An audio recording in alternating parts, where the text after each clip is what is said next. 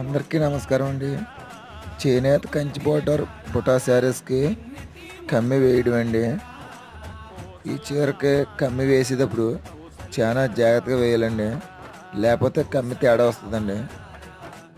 ఈ కంచి బోర్డర్ బుటా శారీస్కి రెండేపులు అంచు వస్తుందండి. ఒకవైపు 400 అంచు, ఒకవైపు 200 అంచు వస్తుందండి.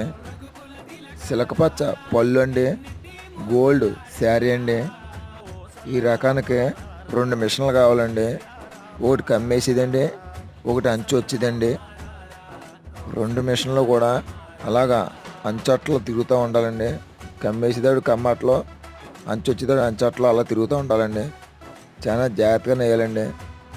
ఇది చాలా కష్టమైన పని అండి. ఎంతో ఓర్పుతో చేయాలండి ఈ పని.